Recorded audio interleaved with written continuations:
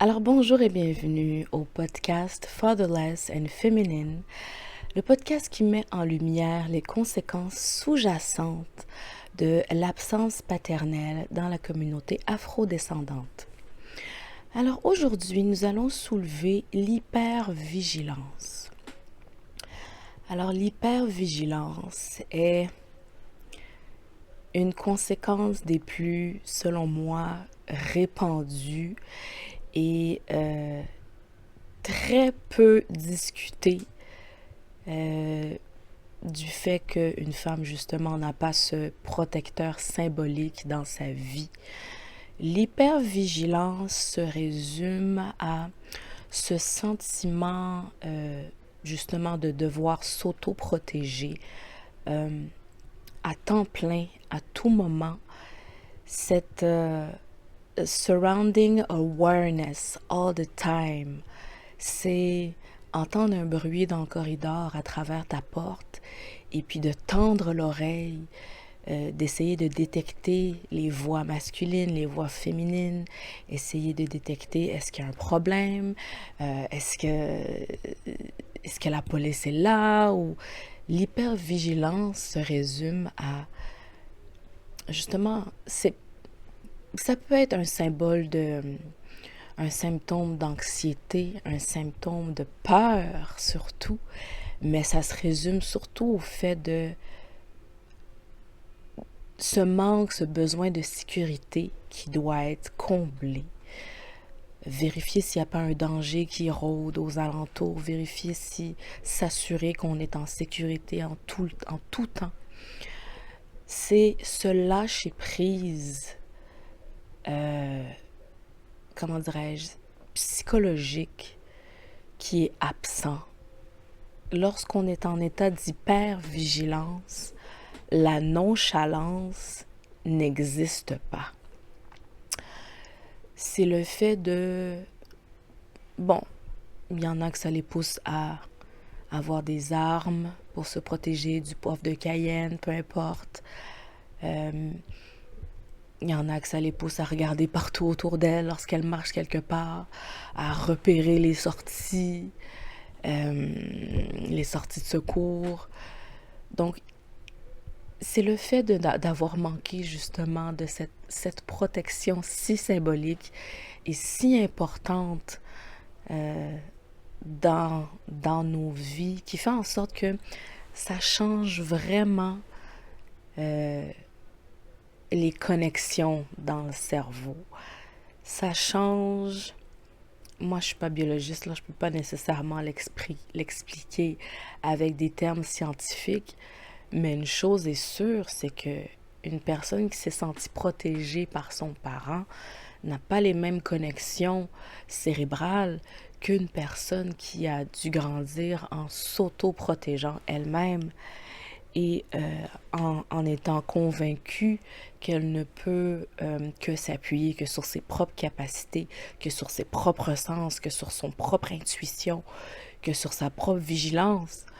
Donc, c'est comme par exemple être en appartement et regarder par la fenêtre les allées et venues pour être sûr qu'on est en sécurité, pour contrôler, pour comprendre ce qui se passe, pour savoir ce qui se passe autour de soi. Parce qu'écoutez, dans la jungle, dans la forêt, les proies, les lapins, les rongeurs, les marmottes, they never let their guards down. They never let their guards down. Pourquoi? Parce que c'est un risque de vie ou de mort. Écoute, c'est tellement puissant que my tongue twisted. C'est une question de vie ou de mort, l'hypervigilance. Et voilà.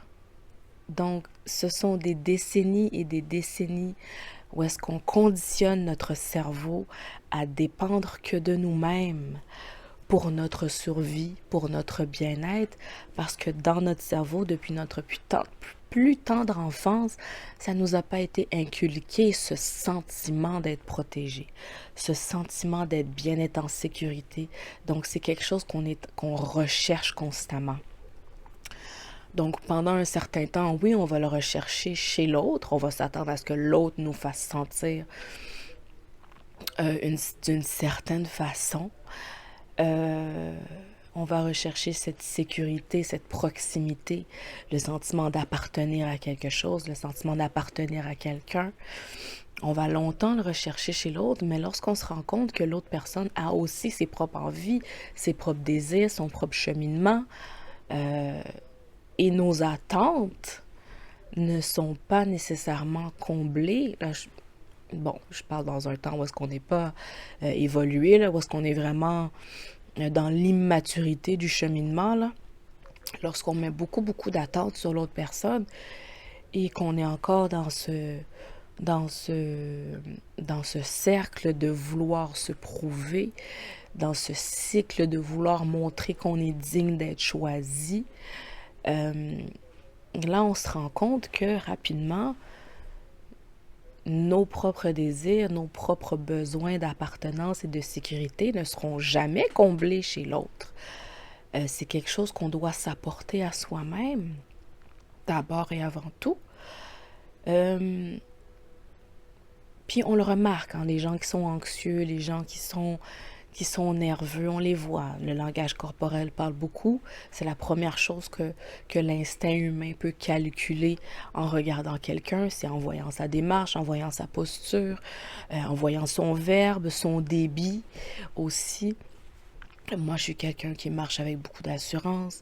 J'ai un pas très lent. J'ai un pas nonchalant, mais lent, mais avec beaucoup d'assurance et de sensualité. Puis, ceci étant dit, j'ai jamais été quelqu'un de nerveux. Je suis quelqu'un de très, très posé. Mais cependant, tu me vois rentrer dans une pièce, puis je sais que toi, t'es là à tel degré. Je sais que toi, t'es là à tel degré. OK, il se passe ça en avant, il se passe ça en arrière. Je suis rentrée, il y avait tel contexte. Tu sais, l'esprit scanne quand même. Mais quand tu me regardes, ça paraît pas. Euh, c'est pas un défi, mais je suis pas quelqu'un qu'on peut prendre par surprise. Euh, L'hypervigilance et la perspicacité est très, très aiguisée. Donc, des fois, tu penses que je t'ai pas vu, mais je t'ai déjà vu. Tu comprends? T'sais? Fait que je trouve ça drôle. Mais en même temps, j'ai dû apprendre à calmer ça chez moi. Parce que je me suis rendu compte que je voulais pas vivre dans... par exemple, il fut un temps où est-ce que quand j'étais en appartement, s'il y avait des gens dans le corridor, je voulais pas les croiser, je voulais pas ouvrir ma porte puis qu'on me voit sortir puis qu'on me voit en action dans ma routine. Je voulais pas qu'on me voie en fait. Je voulais rester cachée. Donc dans l'hypervigilance, il y a aussi ce symptôme de vouloir rester caché, de ne pas vouloir que les autres te remarquent, de vouloir passer sous le radar. Parce qu'on a tellement longtemps été habitués à ne pas être vu, à ne pas être choisi. Justement, notre père qui nous ignore, notre mère qui nous ignore, qui ne répond pas à nos besoins affectifs, nos besoins émotionnels. Une mère peu démonstrative. En grandissant, t'as appris à te faire petite. T'as appris à pas prendre de place.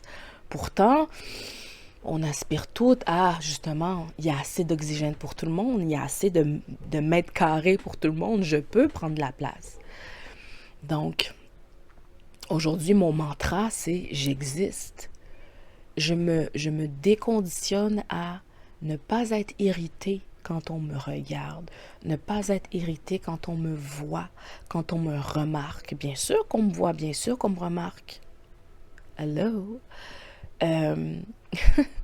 Mais ceci étant dit, de ne pas laisser ça, de ne pas laisser le regard des autres m'affecter négativement. Because I exist. Et je mérite toute l'attention du monde. Donc, c'est le fait de cette hypervigilance-là. c'est le fait de vouloir passer sous radar, de ne pas vouloir qu'on se fasse remarquer. Parce que une proie, quand ça se fait remarquer par un prédateur, ben, il arrive qu'est-ce qui arrive, tu comprends? Et personne ne veut être dans une situation inconfortable ou négative ou potentiellement fatale. Donc, c'est le fait de se cacher que je suis activement en train de déconstruire ça de mon quotidien parce que c'est pas une vie. C'est pas une vie. Tu veux être vu, tu veux être connu, tu veux être regardé, tu veux être admiré, tu veux être reconnu. Reconnu. Donc, moi, le mantra que je me dis avec beaucoup de persistance, c'est j'existe. J'existe. J'existe. On me regarde parce que j'existe. Ça valide mon existence. Donc, voilà, c'est de se dewire, de se rééduquer neurologiquement. Donc, ça va très loin. Donc, l'hypervigilance, c'est ce que ça fait. Ça change, ça tord ta perception de la vie. Ça tord ta perception de la sécurité. Ça tord ton expérience intrapersonnelle, surtout, et interpersonnelle, for the most part, parce que à qui tu peux faire confiance? À qui tu peux faire confiance? La confiance, c'est difficile. Je parle pas de trust issues. C'est pas la même chose. I'm not talking about trust issues parce que tu t'es fait tromper ou mentir. C'est différent.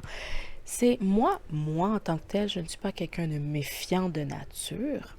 Tout le monde part à zéro avec moi jusqu'à preuve du contraire. Imagine une échelle, ça monte ou ça descend, là. Tout le monde part à zéro avec moi. Moi, je n'ai pas de trust issues en tant que tel. Cependant,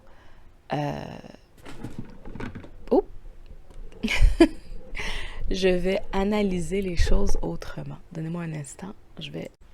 And we are back!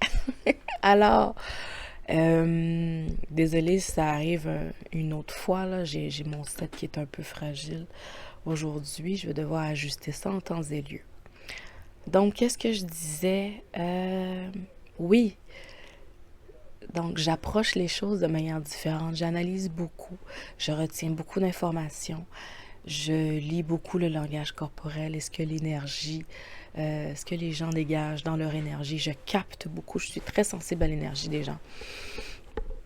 Parfois un petit peu trop. Donc, voilà. C'est pas une question pour ma part, c'est pas une question de trust issues, c'est plus une question de regarder, d'analyser avant de se lancer. Il y a des gens qui sont très impulsifs, qui embarquent dans des choses ou dans des relations tête première sans réfléchir et sans avoir pris le temps de calculer si c'est un bon investissement ou non.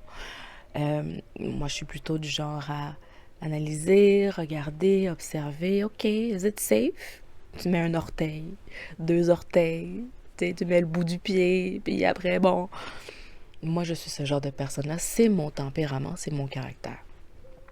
Je dirais pas peureuse, pas nécessairement, parce qu'il y a certaines choses pour lesquelles je dis, bon, on y va, on va voir qu'est-ce qui va se passer. Bon, voilà. Il faut vivre, hein. Il faut pas toujours vivre dans la peur, dans la crainte qu'il se passe quelque chose de négatif, bien au contraire. Mais voilà, l'hypervigilance englobe almost, well, it's a fear for your life. It is. Donc, de t'assurer que tu sois en sécurité en tout temps. To be aware of what's going on around you. Donc, voilà, la nonchalance de se promener comme étant, bon, je suis quelqu'un de protégé, je suis quelqu'un d'aimer, je suis quelqu'un de... Cette paix d'esprit-là n'existe pas. En fait, il faut se la créer on s'en remet au Seigneur, on s'en remet au Tout-Puissant, qui est notre protecteur originel depuis, depuis notre conception. Donc, c'est d'apprendre à ne pas attendre à ce que des mortels, si je peux m'exprimer ainsi, nous offrent, nous procurent ce dont on a manqué. Il faut être capable de non seulement de se l'auto-procurer, mais d'être convaincu qu'on en est méritante. Comme par exemple l'affection, se donner de l'affection, se caresser, se masser, se câliner. Absolument, absolument, absolument. Ça fait du bien.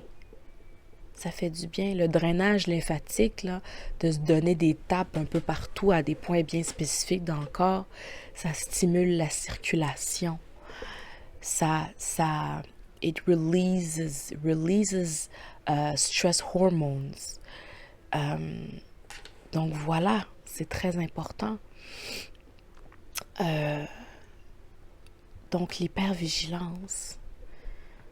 Puis j'avais fait un petit sondage par rapport à ça sur un groupe et les filles avaient quand même bien réagi de manière positive, que c'était quelque chose qui était commun. Puis on se sent souvent seul là-dedans, puis on pense qu'on est folle, puis oh my god, je regarde par la fenêtre, je suis folle, je regarde dans l'œil de bœuf, par exemple, derrière ma porte. Puis malheureusement, ce sont des attitudes que parfois on transmet à nos enfants parce que nos enfants nous voient le faire. Donc, involontairement, nos enfants vont intégrer cette habitude d'hypervigilance. Je dis, oh, maman fait ça, ok, ça doit être important. Puis là, mais maman, je veux regarder dans l'œil de bœuf moi aussi. T'sais. Comme ça que ça commence. Donc, quand tu vois que l'enfant écoute qu'est-ce qui se passe l'autre bord de la porte, l'autre bord du mur, parce que toi, tu le fais aussi. Il faut faire attention parce que on transmet volontairement ou involontairement, on transmet nos habitudes, nos attitudes, nos premières réponses face à une situation. Nos enfants nous observent, nos enfants ils nous imitent. Mais en même temps, c'est bien d'apprendre à l'enfant, à la petite fille, d'être avisée de son entourage jusqu'à un certain point. De lui apprendre très tôt, par exemple, moi c'est ce que je dis à ma fille, quand tu te promènes avec des écouteurs dans la rue, tu mets jamais les 2 écouteurs dans la rue complètement. Tu mets jamais les 2 écouteurs dans tes oreilles complètement. Tu découvres une oreille because you never know. Tu dois savoir ce qui se passe autour de toi. Mais jamais les 2 écouteurs. You don't need that. Tu as besoin de savoir s'il y a une voiture qui arrive à grande vitesse. Est-ce qu'il y a quelqu'un qui essaie de te parler? Est-ce qu'il y a un accident au loin? Est-ce qu'il y a des débris qui volent? Tu as besoin de savoir. Tu as besoin d'avoir tes sens alertes. Ma fille me voit jamais marcher dans la rue en regardant mon téléphone. Bad example. I hate when I see that. Des parents avec des enfants dans la rue qui marchent. Puis le parent, le cou coquet comme ça, avec un téléphone dans sa main. Dude, Miss, Sir, c'est pas possible. L'addiction est rendue à un tel point. Il peut avoir un trou, ton enfant tombe dans le trou, tu le vois même pas, tu le sais même pas. Oh, moi, ça me rend malade quand je vois des choses comme ça. Ceci étant dit, voilà, nos enfants nous observent. L'hypervigilance est bien réelle. Ça se conditionne, ça se déconditionne aussi. Mais voilà, c'est un travail interpersonnel. Et c'est une conséquence qui commence très tôt dans la vie d'une jeune femme. Ouf! Courage. Le chemin est long, la route est longue. Mais l'amélioration ne sera jamais terminée. There's always room for improvement, for betterment. Donc voilà, ça va être tout pour ce sujet-là.